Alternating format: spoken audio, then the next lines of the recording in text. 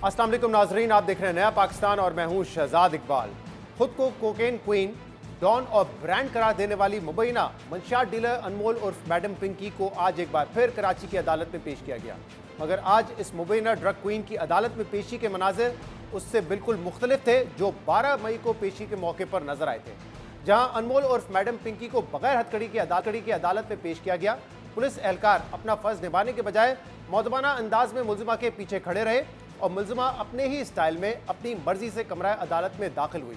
मगर आज मुलजिमा पिंकी की पेशी पर ना शाना अंदाज या तकबराना एंट्री नजर आई, ना पुलिस का प्रोटोकॉल दिखाई दिया गया, बल्कि आज पेशी के वही मनाजिर देखे गए जो इस किस्म के मुलजमान के पेशियों पर अमूमी तौर पर नजर आते हैं। अहम बात यह कि मंशियात के केस में मुलजिमा अनमोल पिछले 2 रोज से पुलिस की तहवील में थी और आज उसे बगदादी थाने का रिमांड मुकम्मल होने पर अदालत में पेश किया गया, जबकि मुलजिमा को अदालत से ले जाने और कमरा अदालत के बाहर निकालने के मौके पर मुलजिमा की जानिब से जहां शोर शराबा किया गया और पुलिस पर तशद्दुद के इल्ज़ाम लगाए गए, वहीं मुलजिमा की जानिब से एक बार फिर फिल्मी डायलॉग भी दोहराए गए। मगर इस पूरे मामले में अब दिलचस्प बात यह है कि जो मुलजिमा पिछली पेशी तक बहुत पुरएतमाद नजर आ रही थी और गिरफ्तारी से पहले के मुबैना ऑडियो बयानात में ड्रग डीलिंग का एतराफ़ करते हुए पूरे सिस्टम को चैलेंज कर रही थी कि कोई उसका कुछ नहीं बिगाड़ सकता, वो मुलजिमा आज अपने ऊपर लगने वाले तमाम इल्ज़ामात से मुकर गई और उसका कहना है कि वो बेगुनाह है और पुलिस उस पर झूठे मुकदमात बनाकर उसे झूठे बयानात दिलवा रही है। अहम बात यह कि आज मुलजिमा को चेहरा ढांप कर सिटी कोर्ट कराची में सख्त सिक्योरिटी में लाया गया, जहां मुलजिमा ने मीडिया को देखकर चीख पुकार करते हुए इल्जाम लगाया कि पुलिस उस पर मुख्तलिफ झूठे मुकदमात बना रही है। मुलजिमा ने इल्जाम लगाया कि पुलिस ने उससे झूठे बयानात दिलवाए कि बताएं कि बनी गाला में किस बंदे को सामान देकर आती हैं। मुलजिमा ने कहा कि मुझे ब्लैकमेल किया जा रहा है और कहा जा रहा है कि बात ना मानी तो तुम्हारे घर वालों को उठा लेंगे। इन लोगों ने मुझसे झूठे बयान दिलवाए। क्या आप बोले बनीगाला में आपको तो किस बंदे को सामान देकर आती है? इन्होंने मुझसे झूठे बयान दिलवाए। मुझे लाहौर से 22 दिन पहले पकड़ लेकर आई। यानी मुबैना कोकेन क्वीन और ड्रग डीलर इस मामले को बजाय सियासी रंग देने की कोशिश कर रही है, क्योंकि बनी गाला को आमतौर पर इमरान खान की रहायशगाह से एसोसिएट किया जाता है और इसी वजह से पाकिस्तान तहरीक इंसाफ की जानिब से इस मामले को अपने खिलाफ साजिश की कोशिश से जोड़ा जा रहा है। रहनुमा पाकिस्तान तहरीक इंसाफ शफीउल्लाह जान ने मुलजिमा अनमोल के बयान पर तबसरा करते हुए लिखा कि बात यहाँ पिंकी तक आ गई है तो जाकर अडियाला में माफ़ी मांग ले, वो पाकिस्तान की खातर आपको माफ़ कर देगा। मगर मुलजिमा के कमरा अदालत के बाहर और कमरा अदालत के अंदर इन तमाम दावों के बावजूद पुलिस आज अदालत से मुलजिमा का 2 केसेस में जिस्मानी रिमांड लेने में कामयाब हो गई। मुलजिमा को आज जुडिशल मजिस्ट्रेट साउथ समेत मुख्तलिफ अदालतों में 16 मुकदमात में जिस्मानी रिमांड के लिए पेश किया गया, जिसमें से सचल थाने में दर्ज मुकदमे समेत 14 केसेस में मुलजिमा को 29 मई तक जुडिशल कर दिया गया है, जबकि SIU सेंट्रल के मंशियात बरामदगी केस में मुलजिमा को 22 मई तक जिस्मानी रिमांड पर भेजा गया है और बगदादी थाने के एक केस में मुलजिमा को 2 रोज़ा जिस्मानी रिमांड पर दिया गया है। अहम बात यह कि कल कराची पुलिस चीफ आज़ाद खान ने यह दावा किया था कि मुलजिमा को लाहौर से नहीं बल्कि कराची से ही गिरफ्तार किया गया है, मगर आज मुलजिमा अनमोल उर्फ पिंकी ने मीडिया के सामने दावा किया कि पुलिस एहलकार 22 दिन पहले उसे लाहौर से उठाकर लाए थे, जिसके बाद उसे कराची में किसी के घर लेकर गए जहां पहले ही मंशियात छुपाई गई थी।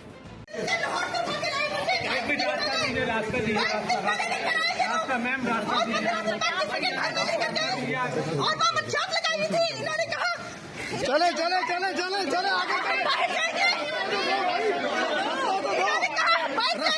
मुलजिमा जब मीडिया से बात करने की कोशिश कर रही थी, खवातीन पुलिस एहलकारों की जानिब से बार बार मुलजिमा का चेहरा ढांपने की कोशिश की गई, जबकि मुतादिद मौकों पर मुलजिमा पुलिस पर चीखती रही और कहती रही कि मेरा दम घुट रहा है, मेरे मुंह पर चादर ना डालें। जबकि अदालत के अंदर भी मुलजिमा के वकील ने मीडिया से बात करने की इजाज़त मांगी, मगर अदालत ने उन्हें इजाज़त नहीं दी, जिसके बाद जब कमरा अदालत के बाहर साफियों ने मुलजिमा से सवाल किया कि आप मीडिया से क्या कहना चाह रही थी, तो उस पर मुलजिमा ने कहा हम तो डूबे हैं सनम, उन सबको भी ले डूबेंगे। मीडिया से क्या कहना चाहती थी आप?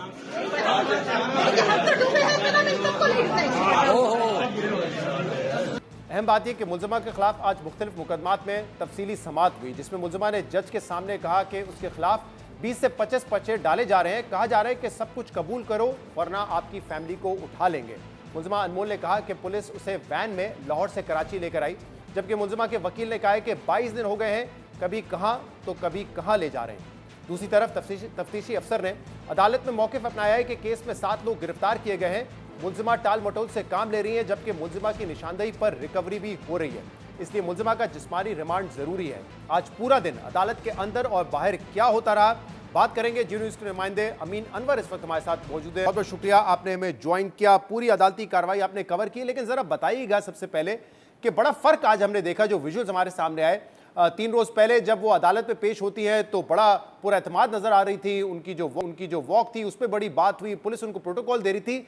लेकिन आज वो चीख पुकार करती हुई नजर आई और तमाम इल्जामात से कह रही थी कि झूठे हैं और पुलिस मुझे चाह रही है कि मुझ में झूठे चार्जेस लगा के, झूठे इल्जामात लगाकर मुझसे कबूल करवाए इल्जामात को। कैसा देखा आज का माहौल आपने? जी शहजाद, बिल्कुल पहले जब इन्हें पेश किया गया था 12 मई को कोर्ट में, तो ऐसे लग रहा था कि वो जैसे किसी कोर्ट में नहीं बल्कि किसी फैशन शो में शिरकत के लिए आई हुई हैं। लेकिन उसका भी इल्ज़ाम आज उन्होंने पुलिस पर आयद किया कि पुलिस ने ही उनसे कहा था कि आपने ये लिबास पहनना है और इसी तरह ही चलना है। लेकिन आज जब उन्हें पेश किया गया तकरीबन 10:15 साढ़े 10 बजे के करीब सिटी कोर्ट में 6 पुलिस मोबाइलों की सिक्योरिटी उनके साथ थी, जिसमें 3 लेडी पुलिस एहलकार मुसलसल उनके साथ रहीं। और जैसे ही उन्हें सिटी कोर्ट के ब्लॉक F में पुलिस मोबाइल से नीचे उतारा गया तो उसके वक्त से ही उन्होंने शोर शराबा शुरू कर दिया कि पुलिस ने जो है वो मुझ पर तशद्दुद किया है और मुझ पर जो इल्ज़ामात लगाए जा रहे हैं वो बिल्कुल झूठे हैं, और कहा जा रहा है कि जो हम कह रहे हैं उसे कबूल किया जाए। और इसी तमाम पुलिस की एक भारी नफरी तैनात की गई थी आज जब मुलज़िमा को अदालत में पेश किया गया। जिसके बाद जैसे ही कमरे अदालत में वो पहुंची तो उन्होंने अदालत को बताया कि उन्हें हिरासा किया जा रहा है, उनका दम घुट रहा है। जबकि जो पुलिस ख़वातीन पुलिस लेडी पुलिस एहलकार थी उन्होंने उन्हें दोनों तरफ से जो है वो पकड़ रखा था, ताहम आज भी उन्हें हथकड़ी नहीं लगाई गई। जब अदालत में पेश किया गया तो इस दौरान वो अदालत को यही कहती रही कि उन्हें तशद्दुद का निशाना बनाया गया है और उस पर दबाव डाला जा रहा है कि जो कुछ पुलिस कह रही है वो उसे तस्लीम करें। जबकि उन्होंने एक और भी इल्ज़ाम आयद किया कि बनीगाला की एक शख्सियत का उन्हें कहा जा रहा है कि उसका नाम लो, लेकिन उसका ये कहना था कि उसे 20-22 दिन पहले लाहौर से गिरफ़्तार किया गया था, उसके बाद 5 दिन पहले ही कराची लाया गया है। लेकिन जिस घर से उसकी गिरफ़्तारी ज़ाहिर की गई है वो उसका घर नहीं है। पुलिस पहले वहाँ उन्हें लेकर आई थी, उसका ताला खोला और उसके बाद वहाँ पर अंदर जब गए तो मंशियात पहले से ही मौजूद थी और आधा इंच मट्टी वहाँ पर पड़ी थी। जबकि उसका ये कहना था मुझे आंखों पर पट्टी बांधकर पुलिस वहाँ लेकर गई थी। और जो वीडियो रिलीज़ की गई है पुलिस की जानिब से, जिसमें उसे गिरफ्तारी जाहिर की गई है, दिखाया गया है कि किस तरह वो एक फ्लैट का दरवाज़ा खोलती हैं, उसके बाद लेडी पुलिस एहलकार उनकी तलाशी ले रही हैं। तो उसका ये कहना क्या था कि उस फुटेज में भी देखा जा सकता है कि मेरे हाथ में अभी तक वो जो आंखों पर पट्टी बंधी हुई थी वो मौजूद थी। अच्छा अमीन अनवर, जो आप बता रहे हैं कि लेडी पुलिस भी आज मौजूद थी, उनके मुंह पे कपड़ा डाला हुआ था, तो सिर्फ रवैया अनमोल और पिंकी का तब्दील नहीं हुआ है, पुलिस का भी हुआ है। क्योंकि उस दिन पुलिस में बड़ी तनकीद हुई कि अगर कोई मुलजिमा है और मुलजिमा के ऊपर इल्ज़ाम है भारी मिकदार में कोकेन उनके घर से मिली है, मर्डर के एलिगेशंस हैं, तो उनको आप बगैर हथकड़ी के इस तरह प्रोटोकॉल क्यों दे रहे हैं? तो पुलिस के रवैये में भी आज तब्दीली आई है मीडिया की तनकीद के बाद। जी बिल्कुल, पुलिस के रवैये में बहुत हद तक तब्दीली आई है। मुख्तलिफ जो पुलिस स्टेशंस के तफ्तीशी अफसरान थे वो मुकम्मल तैयारी के साथ आए थे। जैसा कि हमने बताया कि पहले जो रिमांड था उसमें एज एक कैजुअल अप्रोच के साथ एक इन्वेस्टिगेशन ऑफिसर जो थे वो आए थे और उन्होंने कोई कोशिश नहीं की थी। जिसके बाद मुख्तलिफ ज़राए ने यह भी कहा कि जानबूझकर पुलिस की जानिब से इस तरह किया गया है कि मुलज़िमा का जिस्मानी रिमांड ना लिया जाए। लेकिन आज भरपूर तैयारी के साथ हमने देखा कि पुलिस आई है और उन्होंने अदालत में कुछ फैक्ट्स भी रखे। उन्होंने कहा कि मुलजिमा के मोबाइल फ़ोन से 800 के करीब कॉन्टैक्ट्स मिले हैं, जबकि 2 और मुलजिमान जो इस पूरे नेटवर्क में उनका ये कहना था कि मुलविस थे। ईजी पैसा के ज़रिए जो पेमेंट मंगवाई जाती थी वो उन 2 मुलजिमान जो है वो हैंडल करते थे। उसका स्क्रीनशॉट जो है वो मुलजिमा अनमोल और पिंकी को भेजते थे और जो भी मंशियात ख़रीदने वाले होते थे जब पेमेंट कन्फर्म हो जाती थी तो उसके बाद उनको डिलीवरी भेजी जाती थी। 2 मुलजिमान और भी थे जिन्हें आज अदालत में पेश किया गया था, कामरान और ज़िशान। उनके बारे में ये कहा जा रहा है कि वो दोनों भाई मिलके जो है वो इजी पैसा शॉप चला रहे थे, जिन्होंने 2 करोड़ से ज़ायद की ट्रांजैक्शन भी सामने आई है, पुलिस का ये कहना था। जबकि पुलिस ने कहा कि मुलजिमा बहुत ही शातिर है और बार बार अपने बयानात बदल रही है और इन्वेस्टिगेशन में ताउन नहीं कर रही है, लिहाजा जिस्मानी रिमांड ज़रूरी है। जिसके बाद हमने देखा कि अदालत ने बगदादी थाने के एक केस में जिसमें उन पर कत्ल का इल्ज़ाम है, एक मुकदमा दर्ज हुआ था जिसमें यह कहना था कि मुलजिमा ने एक अपना ब्रांड जो है वो लॉन्च कर रखा था और मरने वाले शख्स की जेब से उसके ब्रांड की, उसके नाम की जो है वो पर्ची मिली है, लिहाजा जिसकी वजह से उन पर यह कत्ल का इल्ज़ाम आयद किया गया है। उस केस में 2 रोज़ा जिस्मानी रिमांड मिला है। जबकि जो एक केस है ज़िला वस्ती की अदालत में SIU थाने में दर्ज है उनके खिलाफ, जिसमें एक डिलीवरी राइडर गिरफ्तार हुआ था बिलाल। उसने बताया था कि वो मुलजिमा अनमोल ऑफ पिंकी के लिए काम करता है, जिसके बाद अदालत ने 22 मई तक के जिस्मानी रिमांड पर मुलजिमा को पुलिस के हवाले कर दिया है। इसी तरह गिजरी, दरख्शां और जो गार्डन थाने की जो 2 FIR हैं जिसमें सबसे पहले गिरफ्तारी जाहिर की गई थी, उनमें अदालत ने मुलजिमा को अदालती रिमांड पर जेल भेजा है। जिसके बाद हमने देखा कि मुलजिमा ने जब उसे वापस ले जाया गया तो मीडिया से बातचीत करने की कोशिश की, लेकिन पुलिस एहलकार जो वहाँ पर मौजूद थे उन्होंने मीडिया से बातचीत करने से रोक दिया। जिला वस्ती की अदालत ने भी उन्हें मना कर दिया। अमीन ये बताइएगा, अमीन अनवर ये बताइएगा कि जो कुछ ऑडियोज हमारे सामने आई थी जब ये खातून गिरफ्तार हुई थी, तो उसमें तो वो बड़ा पुरअतमाद साउंड कर रही थी कि मेरा कोई कुछ नहीं बिगाड़ सकता, ठीक है, मैं अपना नाम भी ले रही थी और खुलेआम कह रही थी कि अगर मुझे गिरफ्तार कर लिया जाए तो कौन कांटेक्ट पर्सन होगा, मेरे फ़ोन से कांटेक्ट होगा, यानी कि वो तमाम अपने जुर्म का एतराफ़ कर रही थी। लेकिन आज हर मौके पे, चाहे अदालत के बाहर हो या मजिस्ट्रेट के सामने, वो अपने जुर्म से इनकार करती रही हैं कि उनको सिर्फ मुलविस किया जा रहा है झूठे इल्ज़ामात में।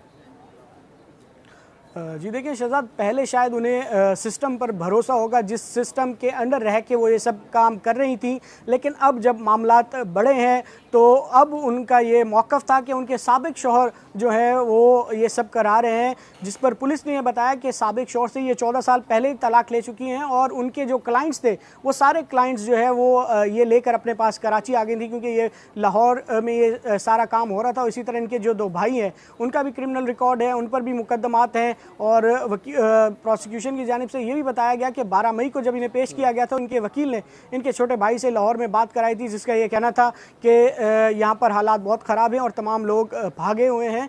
तो इनके दोनों भाइयों को भी पुलिस का ये कहना है कि गिरफ्तार करने की कोशिश जारी है, जबकि तमाम फैमिली का जो है वो क्रिमिनल रिकॉर्ड मौजूद है और मुलजिमा की जानिब से दावा किया जा रहा है कि झूठे मुकदमात हैं। तो ये मुकदमात पहले के हैं, ये अभी चंद रोज़ में जो है वो दर्ज नहीं हुए। पुलिस का ये कहना था कि काफ़ी अरसे से मुलजिमा को गिरफ्तार करने की कोशिश की जा रही थी, लेकिन अब जबकि वो गिरफ्तार हुई है तो लिहाजा इस पूरे नेटवर्क का पता चलाना है, मंशियात कहाँ कहाँ सप्लाई की जा रही थी, तालीमी इदारों में सप्लाई की जा रही थी और नौजवान नस्ल को तबाह किया जा रहा था, लिहाजा जिस्मानी रिमांड ज़रूरी है। तो उस पर आज अदालत ने मुलजिमा को 2 मुकदमात में जिस्मानी रिमांड दिया है, जबकि 14 मुकदमात में अदालती रिमांड पर जेल। अमीन साहब, क्योंकि आपका बड़ा तजुर्बा है कोर्ट केसेस कवर करने का, और हमने देखा कल पुलिस चीफ से बार बार ये सवाल हुआ कि क्या उनको कराची से अरेस्ट किया गया है, लाहौर से, तो उन्होंने कहा कि नहीं, कराची से गया है और कराची पुलिस को इसका क्रेडिट जाता है। लेकिन ऑब्वियसली जो उनके वकील हैं या वो खुद आज ये कह रही थी कि नहीं, मुझे लाहौर से गिरफ्तार किया गया। तो इस केसेस में अगर FIR में इतना बड़ा झोल आ जाए, फैक्ट्स तो खैर मजिस्ट्रेट और अदालत ने बाद में तय करने हैं,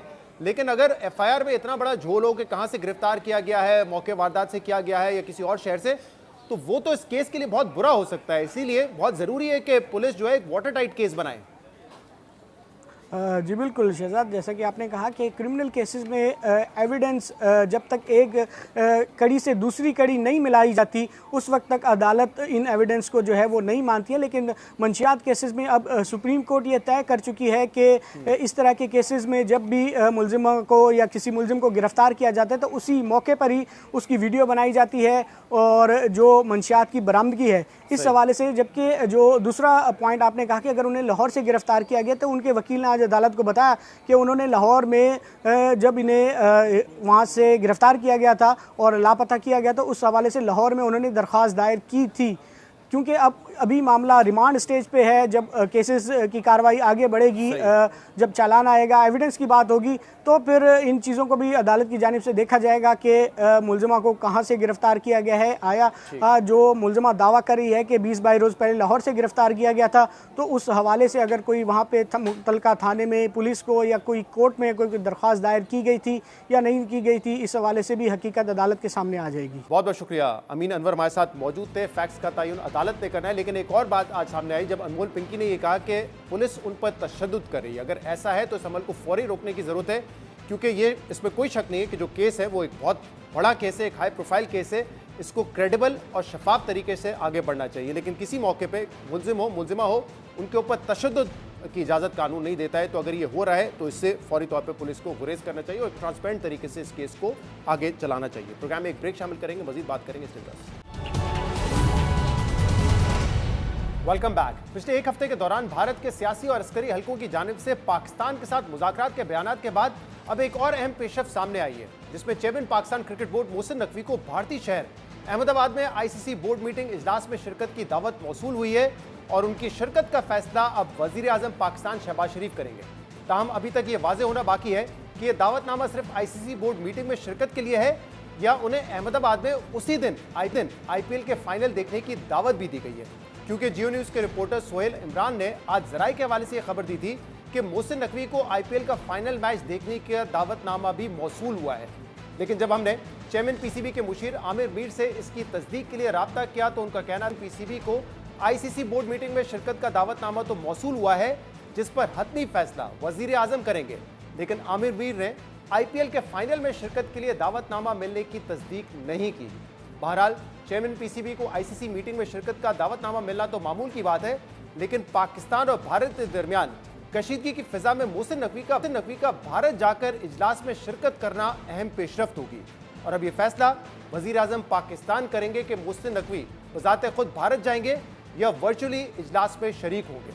अहम बात यह कि पाकिस्तान वैसे तो पिछले कई सालों से भारत के साथ नॉर्मल क्रिकेटिंग ताल्लुकात बरकरार रखने की कोशिश करता रहा है और पाकिस्तान ने शिवसेना और इंतहा पसंद हिंदुओं की जानिब से धमकियों के बावजूद न सिर्फ भारत जाकर आईसीसी टूर्नामेंट्स में शिरकत की बल्कि बायलैटरल सीरीज खेलने के लिए भी भारत का दौरा किया।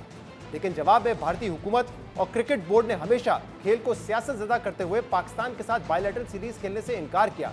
और पिछले साल फरवरी में जब पाकिस्तान ने तकरीबन 30 साल बाद किसी आईसीसी इवेंट यानी चैंपियंस ट्रॉफी टूर्नामेंट की मेज़बानी की तो भारत ने रिवायती हटधर्मी दिखाकर पाकिस्तान में आकर खेलने से इनकार कर दिया, जिसके बाद पाकिस्तान ने भी यह फैसला किया कि भारत की मनमानी बहुत हो चुकी है, इसलिए अब पाकिस्तान क्रिकेट बोर्ड भी वही रवैया इख्तियार करेगा जो रवैया भारतीय क्रिकेट बोर्ड अपनाएगा।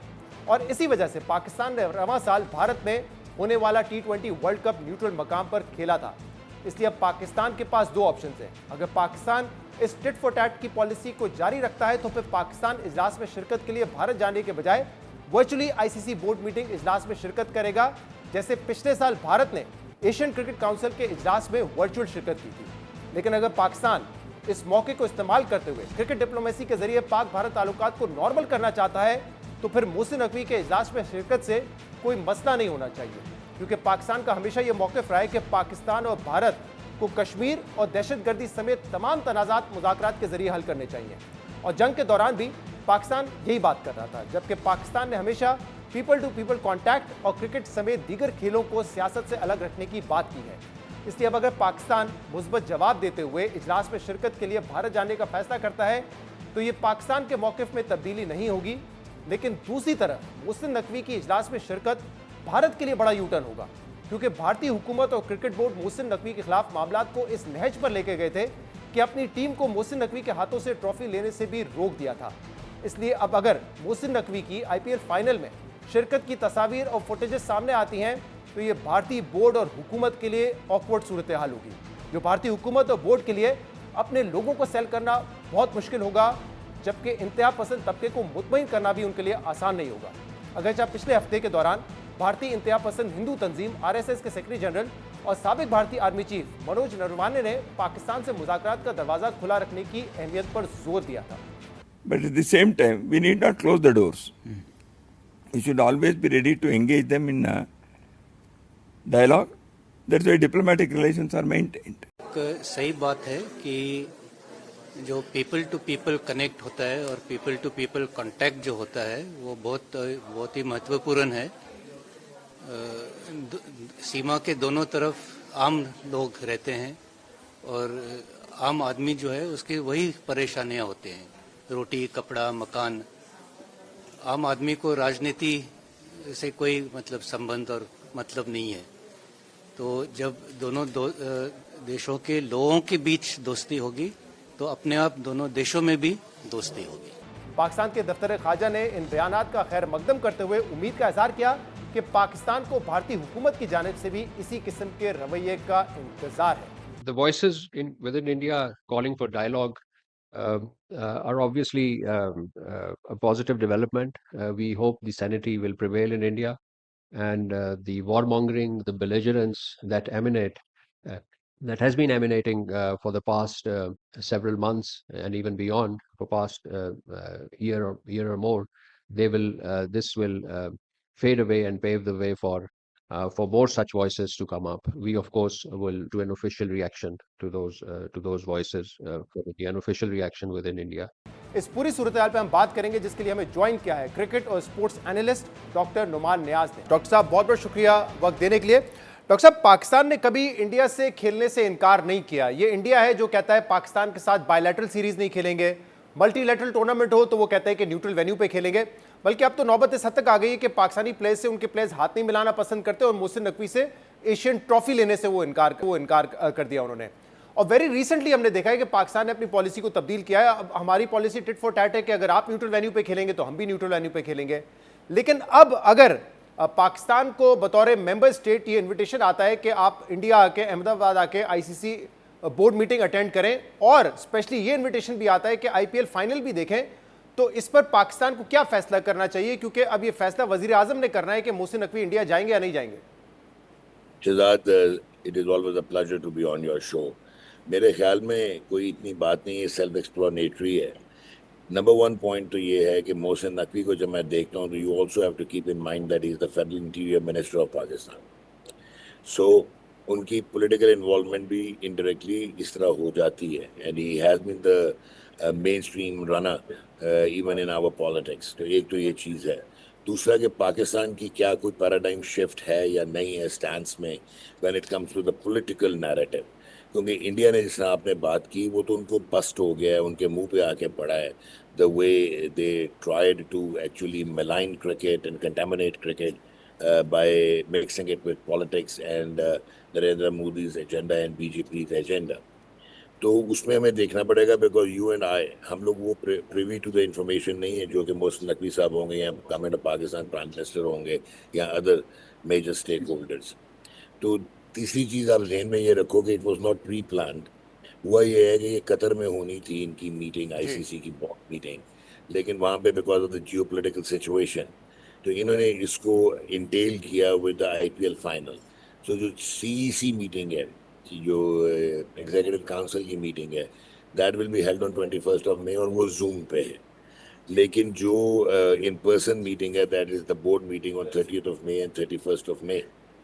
तो मोहसिन नकवी का इंडिया ट्रैवल करना ऑब्वियसली ये गवर्नमेंट का डिसीजन होगा और मेजर स्टेक होल्डर्स का डिसीजन होगा। अब हम लोग अगर इसको कॉन्टेम्पलेट करें, देखें इस वक्त जो सिचुएशन है, इंडिया ने क्रिकेट को पॉलिटिक्स से अलहदा किया नहीं है। एंड वो तो कहानियाँ भी बनाते रहे हैं, नॉट ओनली कि कोई रियल टाइम नैरेटिव हो, वो तो फैंटेसीज में रहते हैं, बॉलीवुड को भी इन्वॉल्व कर लेते हैं। So at the end of the day I personally feel कि इस स्टेज पे शायद थोड़ी दिक्कत होगी मोहसिन नकवी साहब को टू गेट टू इंडिया।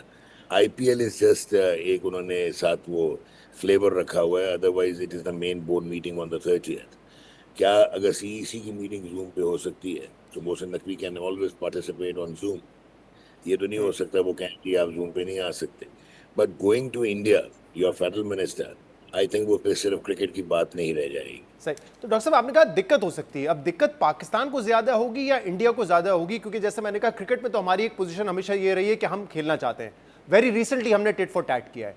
लेकिन अगर आप हमारी पॉलिटिकल पोजीशन देखें या फॉरेन पॉलिसी भी देखें तो हम ये कहते हैं कि हम हर इशू पे बात करना चाहेंगे। हम तो जंग के दौरान भी कह रहे थे बात करना चाहते हैं, चाहे वो कश्मीर का इशू हो या टेररिज्म का हो, लेकिन इंडिया बात करने से इनकार करता है। तो लेट्स सपोज अगर मोहसिन नकवी साहब जाते हैं, आईसीसी मीटिंग भी अटेंड करते हैं, और अगर अहमदाबाद में ही वो मीटिंग हो रही है स्टेडियम में, तो वहाँ पे आईपीएल का फाइनल भी हो रहा हो, तो फिर पाकिस्तान के लिए ज्यादा प्रॉब्लमेटिक है या इंडिया और बीजेपी के लिए, बीसीसीआई और बीजेपी के लिए नैरेटिव सेल करना ज्यादा मुश्किल होगा अपनी आवाम में कि जिस चेयरमैन से, जिस पीसीबी चेयरमैन से ट्रॉफी लेने से इनकार किया, आज उसको अपने घर में बुला के मीटिंग अटेंड करवा रहे हैं और आईपीएल देखने वो आए हैं यहाँ पर?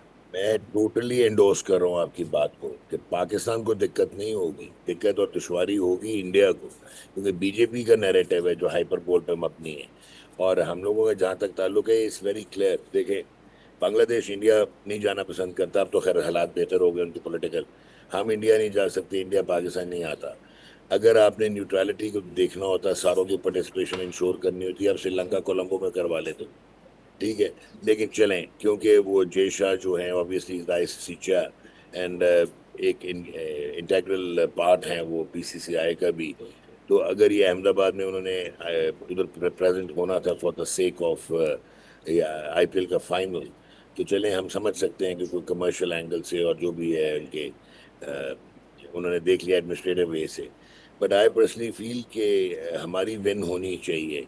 और मैंने अगेन आपको कहा कि मुझे नहीं पता कि हमारी पैराडाइम शिफ्ट क्या हो रही है, क्या हमारा स्टैंड तब्दील हो रहा है, क्योंकि जहाँ तक मुझे पता है कि पाकिस्तान हमेशा इनकरेज करता है कि स्पोर्ट्स को, क्रिकेट को, स्पोर्ट्स को पॉलिटिक्स से अलहदा रखें। और सेकेंडली हम हमेशा इवन गवर्नमेंट लेवल पे, स्ट्रेटेजिक लेवल पे, जियोपॉलिटिकल लेवल पे we have never been those के हम इनिशिएट करें आर्गुमेंट को या कंटेंशंस को। तो I totally endorse your point of view कि अगर ये जाएंगे तो it will be a big check and mate for BJP government and Narendra Modi. और डॉक्टर साहब, वैसे हमने देखा है माजी में जब भी दोनों हुकूमतों के ताल्लुकात खराब हों तो पीपल टू पीपल कांटेक्ट काम आया है, क्रिकेट डिप्लोमेसी काम आई है, लेकिन जैसे अब आपने कहा कि इंडिया ने क्रिकेट को ही कंटेमिनेट कर दिया है, तो क्या आपको लगता है कि क्रिकेट को दोबारा डिप्लोमेसी के तौर पे इस्तेमाल किया जा सकता है उस दौरान जब इंडिया समझता है कि हमारा आईपीएल इतना बड़ा है, हमारा बोर्ड इतना अमीर है और पाकिस्तान को वो कुछ समझते नहीं है? तो आपको लगता है लेकिन फिर भी एक गुंजाइश हो सकती है कि क्रिकेट को दोबारा बतौर डिप्लोमेसी इस्तेमाल करें? देखें, पाकिस्तान और इंडिया की तारीख रही है कि हम 1954-55 में खेले, फिर हम पाकिस्तान ने टूर किया 60-61 में इंडिया का, फिर वो 2 वॉर्स इन बिटवीन हुई, तो 17 साल के बाद बिशन सिंह बेदी पाकिस्तान टीम लेके आए थे 1978। तो हमारा पॉलिटिकल जो है ये डिस्ट्रस्ट और मिसट्रस्ट ये तो चलता रहता है। लेकिन अभी आपने जो बात की है ना, पॉलिटिक्स में जनरल ज़ियाउल हक 1987 में आई सपोज के वो गए थे जयपुर और एक ऑलमोस्ट वॉर एवर्ट हो गई थी और क्रिकेट डिप्लोमेसी के नाम से वो मशहूर हुआ। आई पर्सनली फील कि ये बात सिर्फ अब पॉलिटिक्स एंड क्रिकेट की नहीं है, ये एक हार्डकोर नैरेटिव है, लॉपसाइडेड, जिसमें रिलीजन की मैनिफेस्टेशन भी है, जिसमें एक्सट्रीमिज्म भी है। और ये उन्होंने बहुत ज़्यादा, कभी ऐसा नहीं हुआ था कि प्लेयर्स हाथ नहीं मिला रहे, ट्रॉफी नहीं ले रहे, उन्होंने क्रिकेट, इंटरनेशनल क्रिकेट की जो पेडिग्री है उसको भी डैमेज किया बाय टेकिंग दीज डिसीजंस। तो मेरा नहीं ख्याल है कि इस वक्त इतनी स्पेस होगी कि cricket can be used as a tool for diplomacy. So easy call Pakistan के लिए, जो आपकी बात सुन के मैं समझा हूं कि इजी कॉल ये है कि हम जूम के जरिए अटेंड कर लें बोर्ड मीटिंग, और टफ कॉल ये होगी कि पाकिस्तान जो है फिजिकली वहां पे मोहसिन नकवी की सूरत में प्रेजेंट हो। एब्सोल्युटली काउंटर पंच होगा इंडिया के और इंडिया की गवर्नमेंट के लिए। राइट, बहुत बहुत शुक्रिया डॉक्टर नुमान रियाज साहब हमारे साथ मौजूद। प्रोग्राम में एक ब्रेक शामिल करते हैं, मजीद बात करेंगे इसके बाद। Welcome back. अमरीकी सदर का दौरा चीन ईरान जंग के खात्मे और आबनाए हुर्मुज की बहाली को लेकर पूरी दुनिया की तवज्जो का मरकज बना हुआ था, मगर इस अहम तरीन दौरे में ना ही ईरान जंग पर कोई ब्रेक थ्रू सामने आया, बल्कि अब स्पॉयलर्स की वजह से ईरान और अमेरिका के दरमियान फिर से जंग शुरू होने के खतरात में इजाफा हो रहा है। मगर इस सब में अच्छी बात यह है कि ईरान और अमेरिका के दरमियान पिछले माह पाकिस्तान की सिफारती कोशिशों से होने वाली आर्जी जंग बंदी अब भी बरकरार है, जबकि मुस्तकिल जंग बंदी के लिए अमरीकी सदर 20 साल के लिए ईरान के जौहरी प्रोग्राम को मुअत्तल करने का मुतालबा कर रहे हैं। कल चीन से वापसी के दौरान अमरीकी सदर ने सहाफियों से गुफ्तगू करते हुए कहा था कि अगर उन्हें ठोस जमानतें दी जाएं तो 20 साल तक ईरानी जौहरी प्रोग्राम मुअत्तल करने में उन्हें कोई एतराज़ नहीं है। जबकि अमरीकी नशरियाती इदारे फॉक्स न्यूज़ को इंटरव्यू में अमरीकी सदर ने कहा है कि उन्होंने ईरान पर फैसला कुन हमला रोकने का फैसला पाकिस्तान की बाज़ बहुत अच्छी शख्सियात की दरख्वास्त पर किया है। वो शख्सियात ईरान के बहुत करीब हैं। At the request of a very nice group of people from Pakistan who are very close to Iran, I didn't go that final. They said, could you stop? We're going to make a deal. And we really had the confines of a deal. No nuclear. They were going to give us the dust, nuclear dust, everything we wanted. And every time they make a deal, the next day it's like we didn't have that conversation. And that's taken place about 5 times. There's something wrong with them. Actually, they're crazy. 20 years is not enough for you. It's got to be a permanent. No, 20 years is enough, but the level of guarantee from them is not enough. In other words, it's got to be a real 20 years, not a big one.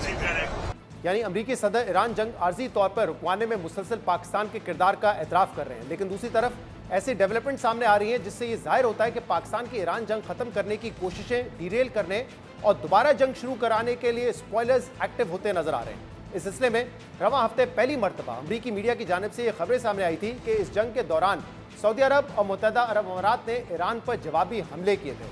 सवाल ये पैदा होता है कि जंग को 2.5 महीने गुजर जाने के बाद इन खबरों की ज़रूरत क्यों पड़ी।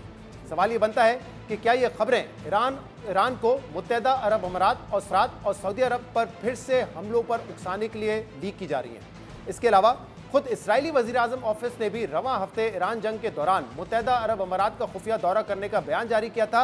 हालांकि मुत्तहिदा अरब अमारात ने इन खबरों की तरदीद की थी, लेकिन अगर ये दौरा हुआ था तो इसे पब्लिक क्यों किया गया, वो भी ऐसे वक्त में जब ईरान और मुत्तहिदा अरब अमारात के दरमियान ताल्लुकात कशीदा हैं। इसके अलावा इसराइल के करीब समझे जाने वाले अमरीकी नशियाती इदारे CBS ने यह खबर शाया की थी कि ईरान के मुतादिद तैयारे पाकिस्तान के नूर खान एयरबेस पर मौजूद हैं और ये खबर पाकिस्तान ने वाज़े तौर पर मुस्तरद भी कर दी।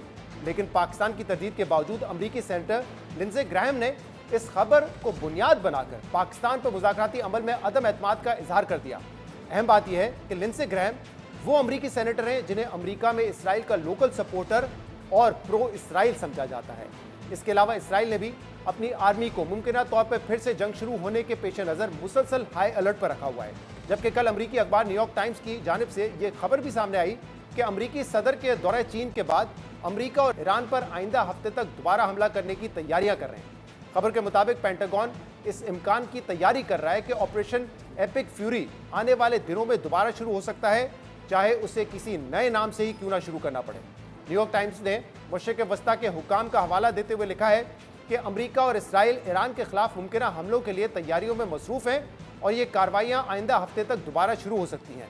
अमरीकी हुकाम के मुताबिक अगर अमरीकी सदर दोबारा हमले करने का फैसला करते हैं तो दस्तयाब ऑप्शंस में ईरानी फौजी और इंफ्रास्ट्रक्चर अहदाफ पर ज़्यादा जहराना बमबारी शामिल है। एक और ऑप्शन में खुसूसी फौजी दस्तों को ईरान में ज़मीन पर तैनात किया जा सकता है ताकि ज़ेर ज़मीन छुपाए गए जौहरी मवाद को निशाना बनाया जा सके। यानी इन खबरों, बयानात और इक़दामात को देखते हुए ये वाज़े हो रहा है कि इस जंग को दोबारा शुरू करने के लिए स्पॉयलर्स एक्टिव हो रहे हैं और इसराइली लॉबी फिर से इन कोशिशों में है कि ईरान की तवानाई तनसीबात पर हमले किए जाएं, जिसके नतीजे में ईरान को फिर से जवाबी कार्रवाई और अरब ममालिक पर हमला करने पर मजबूर किया जाए और जंग पूरे खित्ते तक फैल जाए। लेकिन अगर ऐसा हुआ तो पाकिस्तान की सालिसी में आर्जी जंग बंदी से पूरी दुनिया को जो आर्जी माशी रिलीफ मिला है वो रिवर्स होना शुरू हो जाएगा। आलमी मार्केट में तेल की कीमतों में इजाफा होगा और स्टॉक मार्केट्स गिर जाएंगी। इसलिए जंग को दोबारा शुरू होने और जंग को पूरे खित्ते तक फैलने से रोकने के लिए जंग बंदी की पाकिस्तानी कोशिशें इंतहाई अहम है। बहरहाल जहां इस वक्त अमेरिका और ईरान के दरमियान जंग बंदी बरकरार है, मिसाइलों का तबादला रुका हुआ है, वहीं दोनों ममालिक के दरमियान कुछ दूसरे महाजों पर कार्रवाइयां जारी हैं।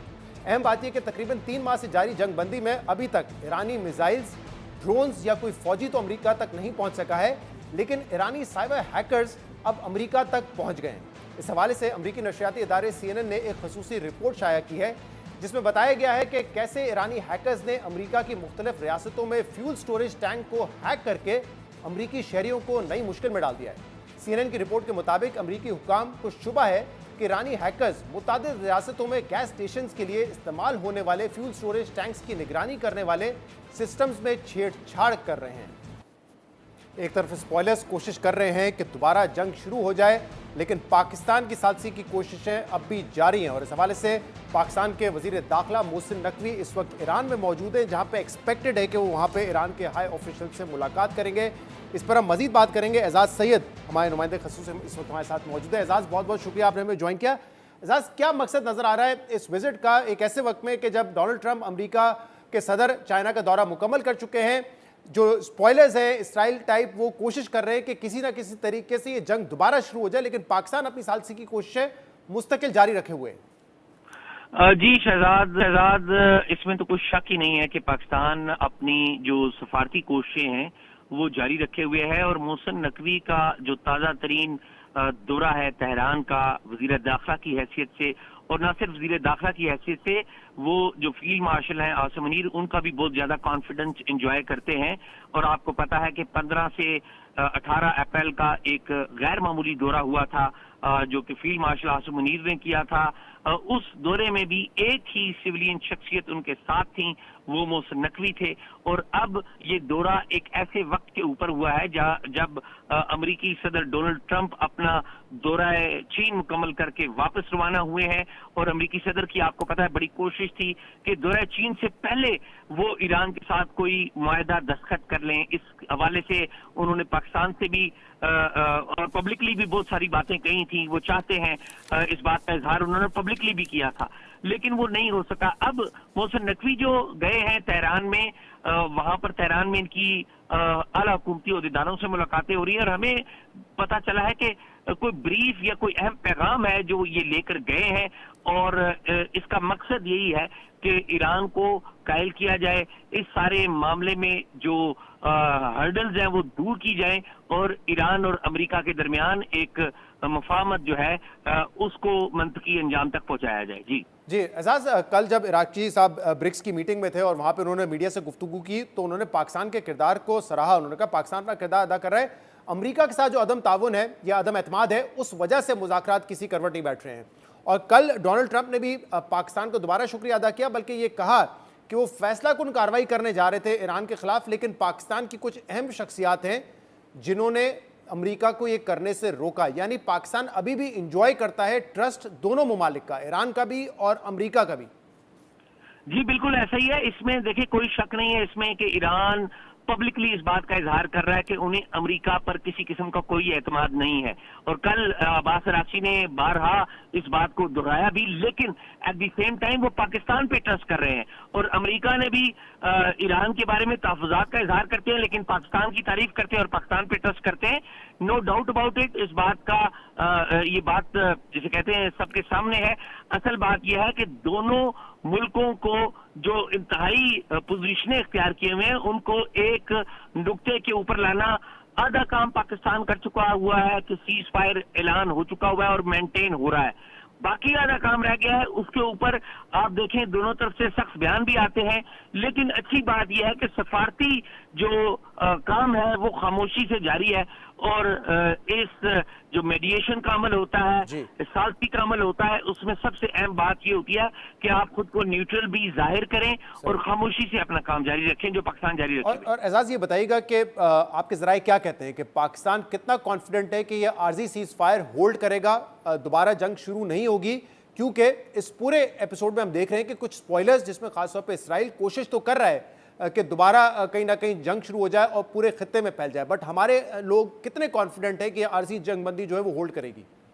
जी पाकिस्तान के लोग भी कॉन्फिडेंट हैं और जो बातें मेरी तेहरान में कुछ हुई हैं, कुछ वॉशिंगटन में भी हुई हैं, कुछ काफी हद तक मेरे ख्याल में बातें आगे बढ़ चुकी हैं। एक अंडरस्टैंडिंग है, फ्रेमवर्क ऑफ अंडरस्टैंडिंग। मेरी इतला जाती तौर पे ये है कि उसके ऊपर काफी चीजें आगे बढ़ी हैं।